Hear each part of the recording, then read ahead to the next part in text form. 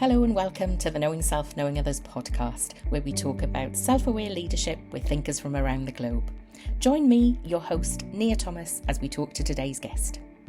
Today we have a remarkable guest. From pioneering eco-friendly products to mentoring regenerative thinkers, our guest has left quite a mark on the business world. Welcome to the podcast, Jannine Barron. Thank you, Dr. Nia. It's great to be here. Jannine is a visionary entrepreneur driven by the belief that businesses can be a force for positive change. She has a background rooted in sustainability and human rights activism.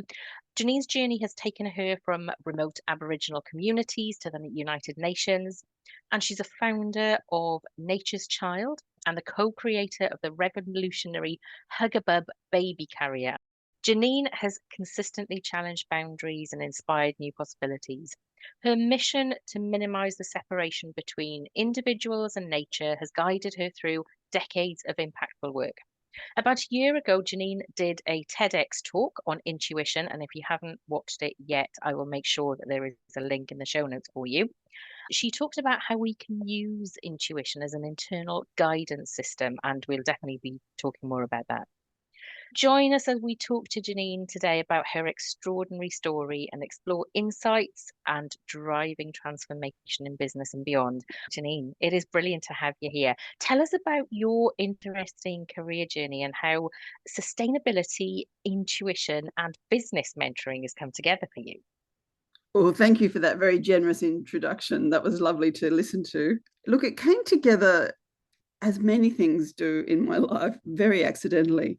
I just sold my fourth company, Nature's Child. We'd had that for 18 years. And I had this very rare, grateful year ahead of me where I knew I could have a year off to recover, to heal, to explore myself, to think about myself. You know, my youngest child had left home. It was a beautiful transition point. And this is 2018.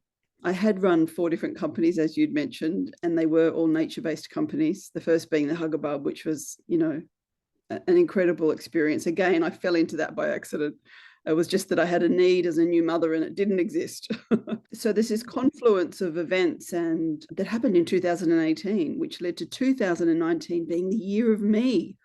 And what happened was people started calling me for advice. This is how the regenerative business mentoring. Okay. The word regenerative is there because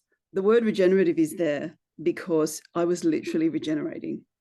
My health, every cell of my body, my relationship to nature, my relationship to my environment, my children, my husband, every relationship was about to go through a rebirth. And I took myself on a journey and I got myself a beautiful business coach, a life coach, a naturopath. I got a whole support team together. I planned a spectacular trip, which I'm so glad I took because we all know what happened in 2020. And I started taking calls of people who wanted business advice. And I realized this mentor business was calling me and I answered the call. Yeah. Okay. Isn't it strange how sometimes these things come and find you? Mm-hmm. Our job is to listen to the whispers when life does call us. And I recognized an unexpected moment where people wanted support from my own unique journey. And I had a very unique offering. So I listened to the whisper, as the beautiful Oprah Winfrey says. Amazing. In this podcast, we're interested in self-aware leadership, and before I ask you to tell us more about your thoughts on intuition, tell us, how do you define self-awareness? Self-awareness to me is when you are conscious of choices you have in life. You're conscious of your thoughts. You know that they are thoughts that can change. They're not necessarily real. You know that you can act on thoughts or not. You know your weak areas in life, but you're not limited by them. So you have a growth mindset, which means you are constantly working on yourself. You also know your strengths, and you're also not limited by your strengths. I think the simplest way to explain it is, rather than defining yourself by a thought or a feeling, you have the ability to observe it and decide if you want it or not. Oh, that's an interesting one. So you have that ability to step back and look at yourself from a distance almost. It's that metacognition that we talk about as part of self-awareness. I watched your TED talk and I really, really enjoyed it. And you define 3 layers of intuition. And as I do when people are talking about models and layers, I'm always wondering about how it can fit with my model. But tell us about those 3 layers for people who haven't watched your TED talk yet. Tell us about it. Yeah, thank you. And I often say to people, if you just watch the first 60 seconds, it's very entertaining. And I think that opening story is a quite an extraordinary intuitive moment in itself. So I talk about the 3 levels of intuition. The first one, everybody recognizes. It's the one most of us use. We may not be calling it intuition, but it's when you think of someone and they phone you, or you have a feeling to go to a certain place one day and something extraordinary happens. And this is a kind of level of, I call it the feeling level, but it's also a place where we actually build our self-confidence because we have gut feelings, we follow them through, and they either save us as a survival instinct or something joyful happens. So I think that first level of intuition is something most of us use, to find a good parking spot, or, just remember to take your umbrella out when it doesn't look like it's going to rain. And it just gives us a lot of self-confidence. So I think a lot of people use that anyway. But I also like to call it acceptable intuition. Level 2 is what I call inspiration. This is where it starts to get very interesting. And not everyone's willing to trust this level. So you can be quite playful with it. But you start to notice it is perhaps occurring and you're choosing to engage it. So in the same way that you talked about self-awareness before, you can, I'm having that feeling. Rather than being in the feeling, you notice, I've got a feeling I should do that. And then you observe yourself having that feeling. And this can lead to, really extraordinary creative projects. This is where a lot of artists and writers stay in this space. And I think I used the example in the TEDx talk of Paul McCartney, who famously wrote Yesterday very quickly because he heard the tune in a dream. But what he did was he got up and he went straight to the piano and he actually took that action to turn it into something beautiful. So not everyone acts on that kind of intuition. They'll have dreams, they'll get a feeling they should do something, but if they speak it out loud, often people around them may not support them. And that can really it can dull your confidence. So you've got to be careful of level 2. It can really open your heart and open your mind, or it can sort of stop you in your tracks, because if your loved ones who well-meaning may criticize your ideas. Level 3 is where it gets really quite extraordinary. And this is where you actually start trusting and accepting intuition as a methodology, which is what I do in my own life and my own business and coaching practice. You don't question when it turns up. You hear it, you sense it, and you express it. That may sound simple, but it actually requires a lot of trust to do that. So it's a conscious or an unconscious thought that appears in a moment, and then you express it out loud. And this is where a lot of the magic happens. And this is where people who are maybe known for, fantastic design and innovation, those people are trusting, thoughts that may not make sense come into them. It can feel a little bit psychic or predictive to some people, but this kind of intuition I'm talking about is very different to psychic intuition. So I wanted to clarify that. So that's really fascinating how, as you say, we all have this intuition, but we may not be tapped into it or may not realize that it's there. Or if we do sense it, we sometimes try and shut it off, or because it doesn't fit with the process or doesn't fit within norms, we go, oh, park that and move on and do something else. I think a lot of people in jobs right now, every day, often sense that something should be different, but perhaps they're trapped in a hierarchy of decision making, so they don't always have the power to express that intuition, or they feel like, there's something just wrong with that project, or there's something wrong with that site that we're working with, and they just can't explain it by logic necessarily, but it is actually a filter of unconscious knowledge throughout their life that is inviting that intuition to turn up. That's interesting. When I spoke to Lynn Turner a couple of episodes ago, she was saying that within the NHS, you will have managers and line managers who know what they need to do, but the organizational policies just prevent them doing it. And that feels very much like I've got the gut feeling, morally, intuitively, I know what I need to do, but the paper says do something different. Yeah, and it's interesting because, anyone listening might think, well, we have to have standards and we have to have procedures, and there's a logic to that.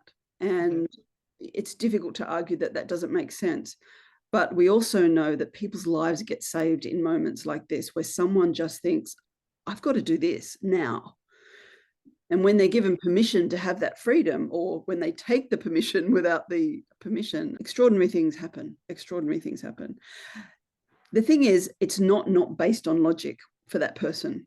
So all the research on intuition is showing us, very much like self-awareness, quantum theory, or neuroscience, that information actually gets filtered through us our whole lives.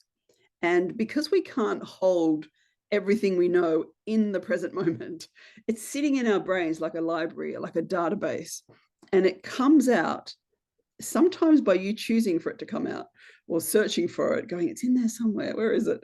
And other times it just appears, and that can feel a bit magical or psychic, but actually it's just the information coming forward that the brain is storing, saying, in this moment, you can trust this feeling because that's the right thing to do.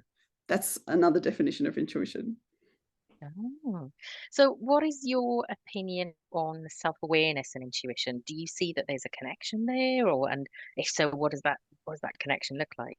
Where sometimes you can feel that thought coming forward, and if you understand self-awareness, you would go, oh, there's a thought. You'd look at that thought and go, that's interesting. Does that fit this moment? And this all happens in milliseconds. I will act on that thought now. That's self-awareness, is being able to be like almost like a character in your own story, and to understand that there's inputs that come into that story that are not necessarily in your control, but you see them.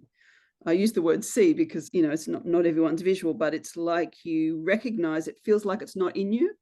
It can sometimes feel like, where's that coming from? Yes. People Yeah. might say, oh, it's my auntie, or it's my friend coming to speak to me. And it might be that, or it might be that information they gave you that's coming forth in that moment. So in that way, it's very similar to self-awareness. As you're talking about that, it seems that it's a very deep level of introspection and reflection. And listeners know my model of self-awareness has got the 3 layers: reflection, recognition, and regulation.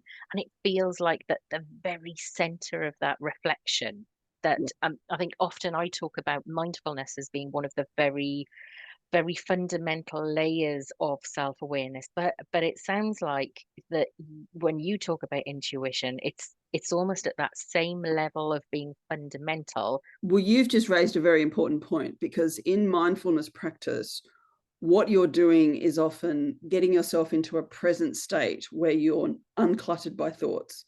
Some people will call this meditation. It might just simply be called mindfulness. There's various physical and thought-based exercises with guided visualization where you are aided to get into a state of deep calm.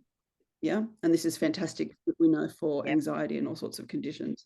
And there's a lot of empirical evidence to prove this is very, very effective. In fact, the NHS has adopted this and of course, along with cognitive behavioral therapy as part of their practice now. So in allowing yourself to be in a state of calm, that what we're calling intuition can come forward now. Because if you imagine you're on a busy street and there's just, thousands of people, you can't see the woman in the yellow jacket down the road. But if there's not many people on the street, it's really easy to see the woman in the yellow jacket down the road, and your mind's the same. So I think intuition is like the yellow jacket, perhaps. Mindfulness and intuition, there is definitely connection between that, and it almost feels like readying your mind for intuition. Oh, I like that idea. Yeah, very much so. Tell us more about your Nature's Boardroom program. I was checking out the structure on your website, and it seems to me to be a way to really use nature to guide introspection. And am I on the right track with that idea? Absolutely. Nature is, along with intuition, one of the most beautiful free gifts that are accessible to every single one of us. And when we spend time in nature, and I'm not talking about dog walking or chatting to friends, I mean time alone or in a guided situation, as I do in the boardroom. Obviously it's a play on words calling it a boardroom, because the idea is that, normally in a boardroom you have a table and chairs and you have an agenda and you have people trying to work things out with their minds, hopefully people with self-awareness. But when we go into nature, we're saying, what if nature was the boardroom? Which means, what if nature had authority in this space? And then we have coaching conversations and do business strategies in that environment. And very much like mindfulness and intuition, what comes forward is beautiful, creative, innovative ideas, but often even on a deeper level, people's personal journeys are often revealed and resolved, or as I like to say, dissolved. Because when we resolve something, that requires some planning. But when we dissolve something, it's energetically letting it find its own place, a little bit like mindfulness. So Nature's Boardroom is an extraordinary experience. It's an experience that intuitively came to me. I was guided and I followed the feeling to go to the Avebury Stone Circle in Wiltshire. And I've been taking people there ever since. There's something very magical about the stones in themselves that really ignite a spirit in people. It's also the very fact that people have put aside and made arrangements for children and work, and they're actually giving themselves a day out. And so they're feeling a sense of peace. It's part mindfulness, part strategy, but it's allowing us for nature to bring forward messages around what the world needs and how we can support nature better in our business and life decisions. I spoke to Alison Smith at one of the very early podcasts, and Alice uses metaphors from nature. Maybe we need a 3-way podcast where we're having a conversation about this. Well, that's so interesting. Anything that challenges our mindset is a healthy thing, as you know, in the self-awareness space. And nature, it's been measured, nature literally affects our nervous system. They've measured how calm we can become. Forest bathing, the practice that came out of Japan, is the most famous example where they turned a whole generation of executives around who were stressed out and highly suicidal. And just by being in nature, your entire nervous system resets. And in terms of an organization, if we were taking an organization to Nature's Boardroom, we talk about the inner nature, but we also talk about the outer nature, which is how people engage with the public. But what actually happens in the boardroom is this process of evolution for people, which is self-awareness, on steroids, basically. Yes, absolutely. If you're a CEO or senior leader in your organisation, please do get in touch. I'm interested in hearing more from leaders who are on their self-awareness journey and can come and share with us on the podcast the twists, turns and learning that they've experienced on the way. Get in touch with me via LinkedIn or drop me an email. I'm looking forward to hearing from you. Your leadership development philosophy is it built on this idea of regeneration? How do you describe a regenerative leader? Yeah. And you would point to if you were giving an example of a regenerative leader? Yeah, thank you. Look, regeneration, the word is rooted in biology. So very much you can imagine a cell in your body regenerating. So from something that is unwell to something that is well. Okay, so that's the basic fundamental molecule to think of. We apply that to farming and we see soil that is sick, which is affecting our food. So regenerative farmers, also called agroforesters or organic farmers, they stop using chemicals and they look after soil health and stop putting inputs in. And as a result, we get this healthy, beautiful organic food that's more nutritious. So we have enough evidence in the world to understand the word regeneration. What happens when we apply that to business and organizations is that we're inviting a shift in worldview.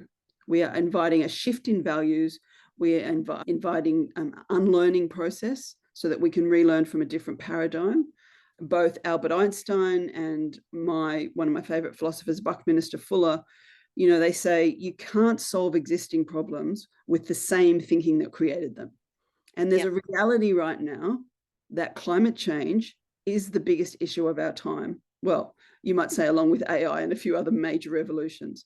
We are in a polycrisis. We're in this confluence of poverty and war and supply chains and economies suffering and people having cost of living crisis, and we call it a polycrisis because they're connected. So in short, we're feeling like this is a really massive time in life to be alive and to be operating in the world.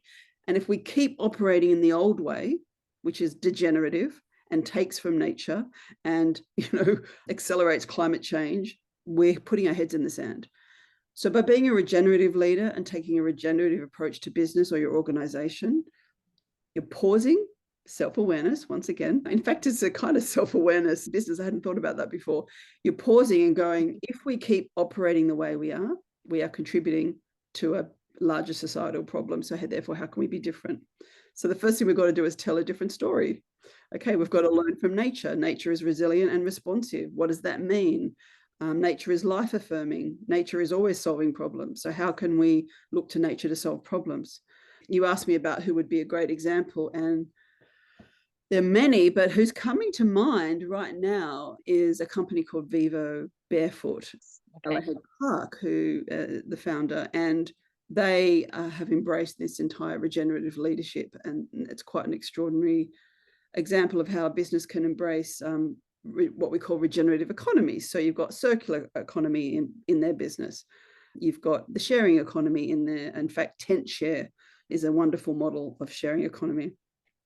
So you've got these incredible business people out there genuinely trying to solve the problem of inputs, outputs, supply chains, so that we can all just go to a shop and buy something, or not buy something, maybe buy something that's reusable.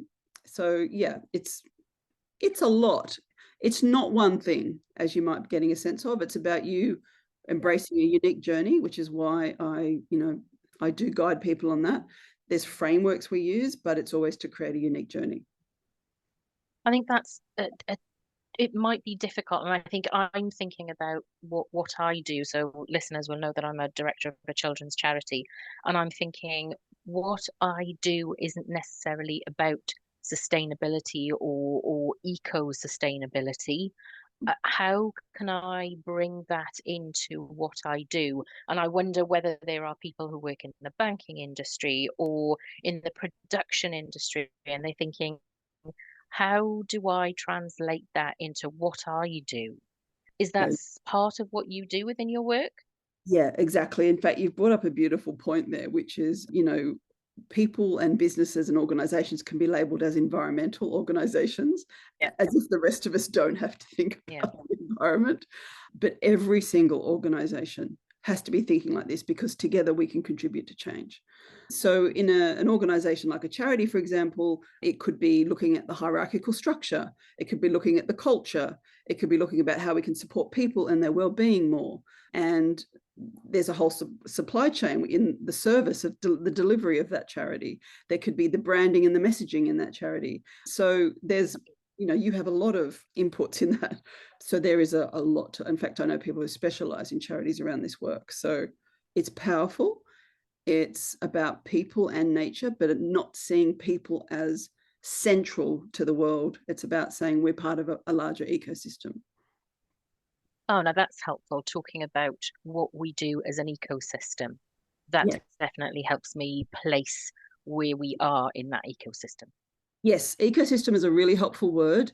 And there's a fantastic example in Holland. Their name escapes me, but it's a health organization, and they have a regenerative business model, and it's extraordinary, and it's expansive, and it's abundant for everyone involved. And there's some fantastic examples out there in the world. And so I love getting into an organization and helping people identify their unique way of being regenerative. It's not a model that you stamp across everyone.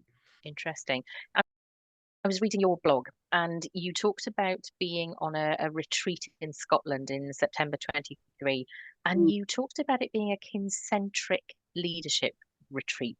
Yes. What is concentric leadership? Well, I can tell you these definitions. I'm loving it. I'm sharing these words. I love learning new words. Thank you so much. Look, this is an emerging word, but everyone knows the word kin. Yeah. So we know what kin is, and we know that when you have kin, you are connected. So in indigenous wisdom, indigenous cultures, it's, anthropologists have shown us that there is a kinship system. But the very fact that we look at, that's what indigenous people do, as if it's not what we do, that kind of thinking keeps us separate. So in concentrism, we say we are all interconnected, all species. It's not human-centric. We all have equal value. So what voice do we give nature? What voice do we give animals and rivers? And, at this point, you start losing people, but there's actually legal precedence for this exact. So in fact, in New Zealand was the very first country in the world they gave the Wanganui River rights. So in a court of law, you could not pollute that river. So concentrism has really important ramifications for helping us move through this crisis. It's part of what I call the 13 wisdoms that I work with. And the leadership retreat I went to in Findhorn was a world first. It was very exciting to be selected. It was an application process and to be with people. And there was 4 retreats around the world. There's 80 people. And we are currently in conversation about how to communicate kincentrism as one of the ways to help heal the world. And it's very powerful work. I hope I've explained it well. Yeah, definitely. That's right. If you think of kincentrism as humans are part of life, we are not all of life, but we've been going around acting like we are. We've had a very human-centric, not just all humans though, but like non-indigenous. We've seen ourselves as separate to other cultures. But if you think of weaving our humanity back into the web of life so that we're all interconnected, that's a powerful paradigm shift. And it's a powerful restory of how the world needs to change, how our organizations need to change. And when I bring that thinking into business and marketing strategy, it's quite revolutionary. But it's not new. It's an ancient worldview. We've just called it indigenous or Celtic or ancient, or this is how people used to be. It's like, yeah, more connected. So there's definitely an alignment with that ecosystem idea with concentrism, if I can say it properly. I recently read a book. It is Not the End of the World by Hannah Ritchie, and it talks about sustainability in a very different way to what we're usually hearing in the media. Interesting that book has found its way to me. You have found your way to me, and these things are starting to come my direction. And there's something in that, isn't there? Whether I'm looking for it or whether it's finding me, it's definitely there. Love it. And I think this is the interconnection piece where we have to, and you're listening to the whispers, things are put in your path. Beautiful. Yeah. In your work, you are guided by the 17 United Nations Sustainable Development Goals, which I hadn't heard of until I saw them on your website. But what I found really interesting, they are supported by 5 inner development goals of being, thinking, relating, collaborating, and acting. Now, for me, self-awareness is actually listed as an element of the being part of those 5 goals. How do you use the development goals in your work? Right. So the Sustainable Development Goals were produced from the United Nations, and they were designed as a framework to look at the international links globally and applying them locally with everything from poverty to wealth to education to diversity and inclusion. They really tried to cover all the issues, but all those issues were external issues. And as you, being a lover of self-awareness, knows, so some very clever people came along. It was driven by the coaching profession, actually. They said, well, what about the inner development goals? Because you cannot create external change in the world without first going on that inner journey. And if you don't choose to go on the journey, you'll be forced to, because once you start trying to change anything, you are challenged on the inner level, as you know so well. Yeah. How do I use them in my work? So I think frameworks are really useful when we're going through periods in change, whether it's our organization or the entire world. Frameworks are a way, without being too prescriptive, providing us with a place to think and discuss things. So frameworks are very, very useful in that way. So the fact that you're bringing this up as being important and self-awareness being as part of that, it gives someone who is new to this information a place to go. You give them a context. You say there's the Sustainable Development Goals externally, and now we have the internal goals. And this has been a growing movement. It's really only been going for 2 or 3 years. It's quite young, and I'd really encourage you to get connected. And it's open source, so they welcome inputs from everyone. It's fantastic. So in my work, if I'm doing work with an organization or a leader, I'm doing private coaching and challenges arise, I call it like it's something in my toolkit. So I liken myself to Professor Snape in Harry Potter. I feel like I'm not as grumpy as him, but I have a cupboard like him, and it has hundreds and hundreds of jars. And in every jar, there's a toolkit or piece of information that I can draw upon. So the inner development goals sit in what I call my toolkit. And when I'm with someone, I'll know intuitively if this is the right framework to bring forward.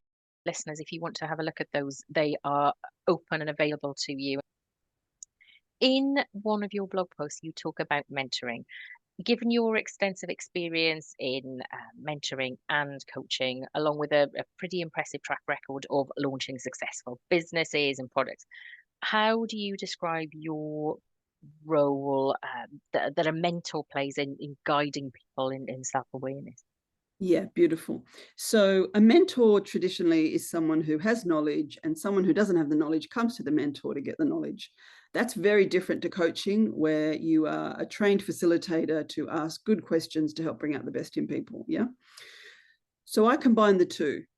So Mhm. people will typically come to me saying, I want to launch a brand, or I want my company to be better for whatever reason. And you've done this before, so you can be a mentor for us. So that's often people's starting point. What most people don't Yeah. realize is that once they begin that journey, there'll be challenges, there'll be thought processes that need to be digested and worked through. And this is where I draw upon one of my 100 jars. Actually, I call it the 13 wisdoms, is what I work with. And so I just know when to bring something in.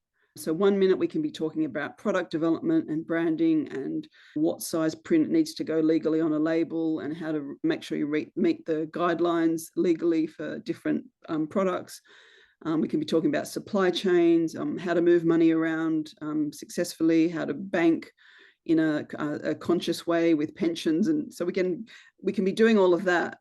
And then I will notice a thought process. And then that's when I bring the coaching in and I blend it. And so people get the best of both worlds with me.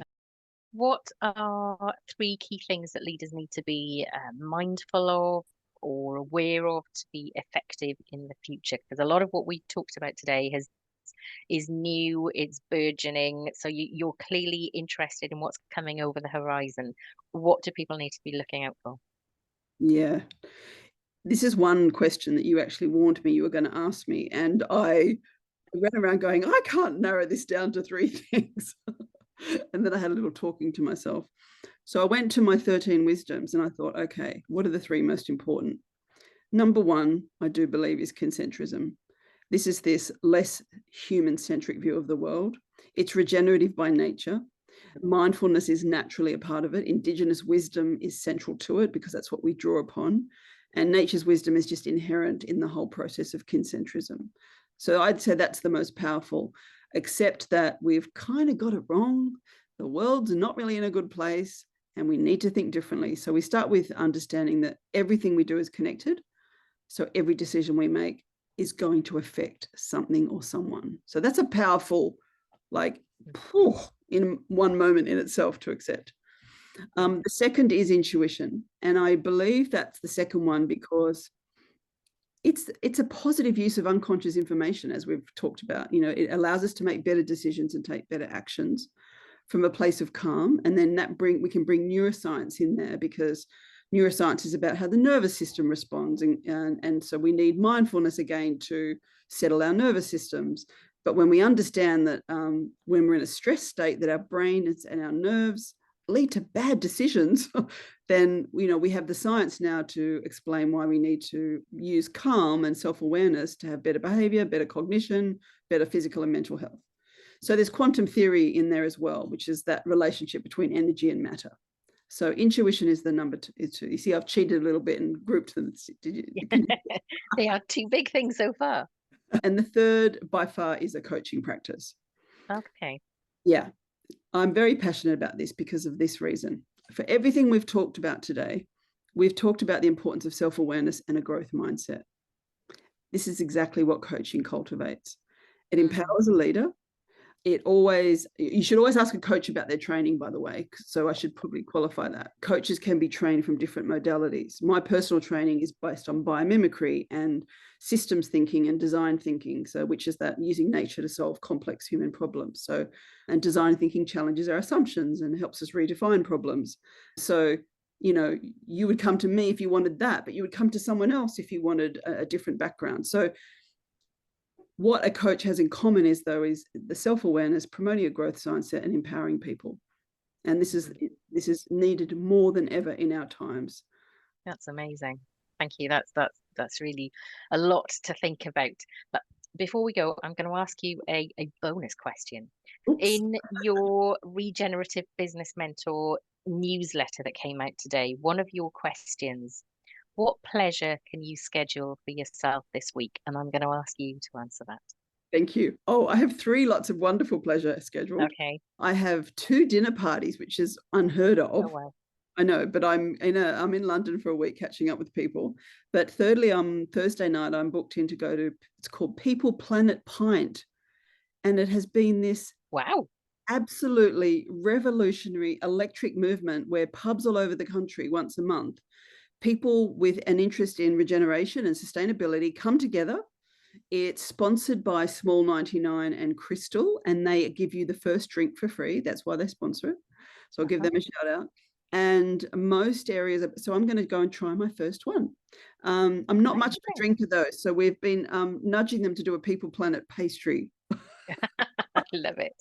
That's brilliant. Thank you for asking that. I appreciate it. Jannine, how can people get in touch with you? Because I think people will be very interested in finding out what you do. I think the simplest way is I have one link that leads you to everything. So this will take you to a menu of how to find me on social, how to join my newsletter, how to book a chat, some free videos, how to learn about Nature's Boardroom, to see the TED Talk, and also this powerful program I run called The Growth Experience. So it's literally just one page with all the links, but it is Linktree. So it's LINKTR.ee/Jannine that's where it gets tricky /Barron. So it's linktr.ee/JANNINEBARRON. Wonderful. And we will make sure that there's a link to your Linktree in the show notes too. Jannine, it's been really, really interesting. I've learned loads through our conversation today, and I'm looking forward to having more of your newsletters. And so thank you so much for joining me. Thank you so much. You're providing a wonderful space here to have conversations that I don't get to normally have as well. And you've really been a pleasure to talk to. So thanks, Dr. Nia. Oh, thank you so much. Thank you for joining me in this episode as we look to develop self-aware leaders around the globe to generate kinder, more respectful and creative working relationships through reflection, recognition and regulation. Join me next week as I talk to my next guest. Looking forward to having you on my learning journey.